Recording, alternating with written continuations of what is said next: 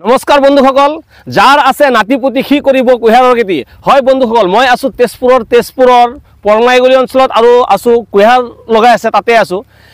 অসমত একদম সহজ পদ্ধতিত কুঁহিয়াৰ লগোৱা দেখাম আজি আপোনালোকক। চাওক, মোৰ হাতত আছে কুঁহিয়াৰ এনেকা একচুৱেলি নাথাকে। কুঁহিয়াৰ কেনেকৈ সেইটোও দেখাম আপোনালোকক, গছকেইটা কিমান ডাঙৰ ডাঙৰ থাকে আৰু কুঁহিয়াৰ খেতি কৰিবলৈ কিমান মানে কষ্টকৰ কাম হয়। আৰু আজিৰ ডেটত চাব, অসমত প্ৰায় মানুহে কুঁহিয়াৰ খেতি কৰিবলৈ বাদ দিছে, কিন্তু এতিয়া মই য'ত আছোঁ এইটো এটা বিহাৰী সম্প্ৰদায়ৰ মানুহ হয় আৰু তেওঁলোকে কুঁহিয়াৰ খেতি কৰি আছে আৰু আজি লগাই আছে, সেইটোৱে আপোনালোকক দেখাম।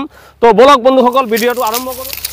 তো চাওক, এয়া কুঁহিয়াৰ খেতি, চাওক কিমান ডাঙৰ ডাঙৰ একোটা গছ হয়, তাৰ বিষয়ে আমি সম্পূৰ্ণ তথ্য ল'ম। আৰু এইটো চাওক, কুঁহিয়াৰ চাফা কৰাৰ পিছত ঠিক এনেকা হয়। আৰু ইয়াতে দাদাই চাফা কৰি আছে। তো দাদা, আপুনি কিমান দিনৰ পৰা এই কুঁহিয়াৰ খেতিৰ লগত জড়িত হৈ আছে? আমি ধৰা আমাৰতো দেউতাহঁতৰ দিনৰ পৰাই আমি জড়িত আছোঁ, জন্মগতৰ পৰাই আছোঁ ইয়াতেই আৰু। মানে জন্মগতৰ পৰাই আপোনালোকে কুঁহিয়াৰ খেতিৰ লগত জড়িত হৈ আছে না? হয় হয়। কুঁহিয়াৰ লগোৱাৰ ছিজনটো এইটোৱেই হয়? অঁ, তোমাৰ মাঘৰ পৰা আৰম্ভ হয় যেনিবা। মাঘৰ পৰা আৰম্ভ হয়? হয়, মাঘৰ পৰা আৰম্ভ হয়, জেঠলৈকে হয়। জেঠলৈকে হয়। কিন্তু কুঁহিয়াৰ খেতিত মই এতিয়া পৰুৱা তেজপুৰত আছোঁ, পৰমাইগুলি এৰিয়াত আছোঁ, য'ত আগতে মেইন কৃষি বুলি ক'লে কুঁহিয়াৰটোৱেই আছিলে আগতে, হয় কি নহয়? হয় হয়। কিন্তু আজিকালি ডেটত বা আজিৰ ডেটত কুঁহিয়াৰ লগোৱাটো প্ৰায় মানুহে বাদ দিছে, আৰু বিশেষকৈ বাদেই দিছে। আৰু বিহাৰী সম্প্ৰদায় কেইজনমানেহে বৰ্তমান কুঁহিয়াৰ খেতি কৰাটো চাই আছোঁ। তাৰ বিষয়ে আপুনি কি ক'ব?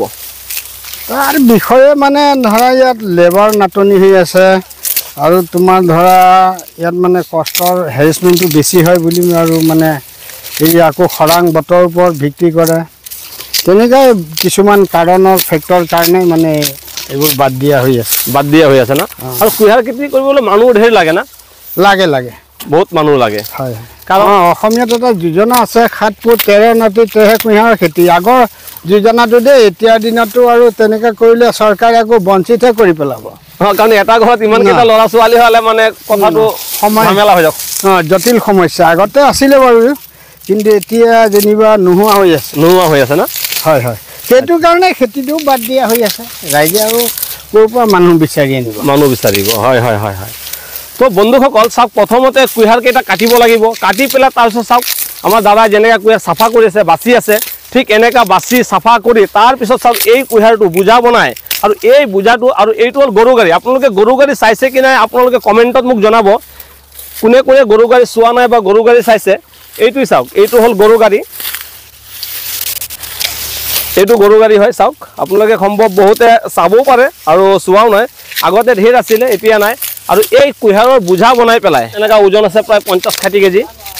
আৰু এইটো চাওক, এই বোজাকেইটা এই গৰু গাড়ীত লোড কৰিছে, মানে ৰাখিছে, আৰু এইটো গৰু দি টানি লৈ যাব ঘৰত। আৰু এইটো মেচিনত দি পেলাই পেৰিব, পেৰি তাৰ ৰস প্ৰচেছিং আছে, তাতো আকৌ ৰসটো কিমান বইল কৰিব লাগিব, কি কৰিব লাগিব, দিনটো খাটনি আছে তাত, দিনটো কাম আছে, হয় না দাদা? আছে দিনটো কাম। তাৰপিছত গুড় হ'ব, আৰু সেই গুড় বজাৰত নি পেলাই এটা মূল্যত বিক্ৰী কৰিব। কিন্তু খেতিয়ক এজনে কুঁহিয়াৰ খেতি কৰি যিমান কষ্ট কৰি গুড়টো বিক্ৰী কৰি যিমান টকা নাপায়, এজন বেপাৰীয়ে তাতকৈ বেছি পইচা কমাই লয়, হয় কি নহয় দাদা? হয় হয়, বেপাৰীয়েহে পইচা কমাইছে। আজিৰ ডেটত কুঁহিয়াৰৰ গুড়ৰ মূল্য আছে 100 টকা কেজি বজাৰত, কিন্তু কৃষক এজনে পায়নে 100 টকা? নাপায়। কাৰণ সেই মূল্যটো বিনা কষ্টৰে ক'ব গ'লে এজন বেপাৰীয়ে ভাল টকা কমায়। চব্জিৰ ক্ষেত্ৰত এনেকুৱা হৈ আছে মাৰ্কেটত, এজন খেতিয়কে সেই পইচাটো নাপায়, উচিত মূল্য নাপায়, কিন্তু বজাৰত চাব চব্জিৰ দাম কম নহয়। তো বন্ধুসকল, এতিয়া আমি বলক যাওঁ কুঁহিয়াৰ কেনেকৈ লগায়, যোনটো আমাৰ মেইন উদ্দেশ্য আছিলে আজি, তাত যাওঁ আৰু কুঁহিয়াৰ লগোৱা দেখাওঁ আপোনালোকক। তো বলক বন্ধুসকল। তো বন্ধুসকল, প্ৰথমত চাওক, কুঁহিয়াৰ কাটি আনি পেলাই ঠিক এনেকৈ চাফা কৰি এটা বোজা বনোৱা হয়। বোজা বনাই খেতিৰ মাজতে ৰখা হয় বা ঘৰতে ৰখা হয়। তাৰ পৰা এইটোক 1 ফুট হিচাপত কাটি পেলাই চাওক, 1 ফুট 2 ফুট। আৰু কোন বস্তুটো চাব লাগে, চাওক গাঁঠিটো যোনটো আছে, এই গাঁঠিটো চাওক, গাঁঠি আছে ইয়াতে, গাঁঠিৰ দুইফালে এই গাঁঠিৰ পৰা কুঁহিয়াৰৰ গছ হ'ব। আৰু ঠিক তেনেকৈ মানে চকু আছে চাওক ইয়াতে। তো অলপ চকু দুটামান দেখাই দিয়া, কুঁহিয়াৰৰ চকু কোনটো লৈ পেলাই, এইটো চকু চাওক, এইটো হ'ল চকু। চাওক, এই চকুৰ পৰাই গছ হ'ব, এই চকুৰ পৰাই কুঁহিয়াৰৰ গছ হ'ব। আৰু এই কুঁহিয়াৰকেইটা কেনেকৈ লগাই চাওক, ইয়াতে কুঁহিয়াৰ লগাই আছে। আমাৰ 2-3জন খেতি, ইয়াত 7জন আছে টোটেল, 7জন মানুহে খেতি কৰি লগাই আছে আজি। আৰু প্ৰত্যেকটা কুঁহিয়াৰ লগাই আছে আৰু কুঁহিয়াৰত চাওক গছকি গছকি গৈ আছে মানে দবাই দি আছে মানে বস্তুটো মানে কুঁহিয়াৰটো আৰু পিছফালে চাওক একযোৰ হালোৱাই ঠিক সেই কুঁহিয়াৰকেইটাক ঢাকি গৈ আছে চাওক মানে ইয়াত 2 যোৰ হালোৱাৰ দৰকাৰ আছে হালোৱা গৰুৰ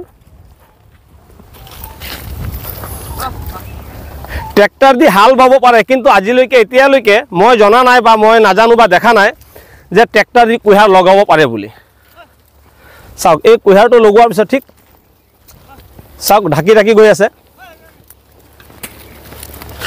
আৰু এইটো চাওক কুঁহিয়াৰ লগাওঁতে কিয় মানুহে যে কয় মানে যাৰ আছে নাতিপুতি সি কৰিব কুঁহিয়াৰৰ খেতি কাৰণ কুঁহিয়াৰ লগাওঁতে চাওক ঢেৰ মানুহৰ দৰকাৰ হয় এইফালে চাওক একযোৰ হালোৱা আৰু ঠিক এইফালে চাওক আৰু একযোৰ হালোৱা এই হালোৱাযোৰৰ কাম হৈছে এটা ড্ৰেইন বনাই আনা মানে য'ত কুঁহিয়াৰটো লগাব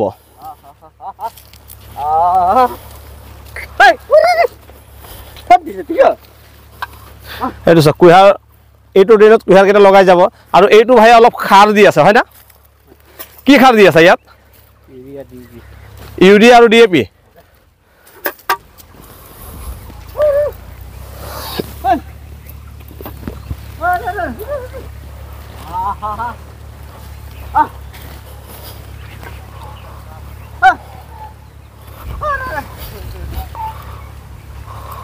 চাওক একেলগে মই 2 যোৰ হালোৱা একেলগে দেখাই আছো আপোনালোকক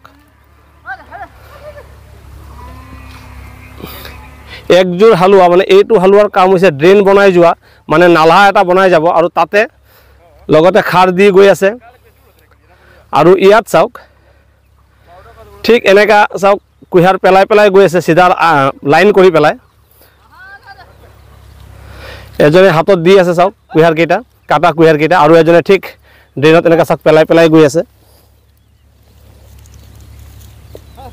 এইটো চাওক আৰু পিছফালৰ পৰা আৰু এটা হালোৱাই মানে একযোৰ হালোৱাই চাওক ঠিক এই কুঁহিয়াৰকেইটা আকৌ বন্ধ কৰি মানে ঢাকি ঢাকি আহি আছে এই হৈছে কুঁহিয়াৰ লগোৱাৰ একদম সহজ পদ্ধতি সহজ উপায় আৰু খুব ধুনীয়া পদ্ধতি এইটোৱে আমি সৰুৰ পৰা চাই আহি আছো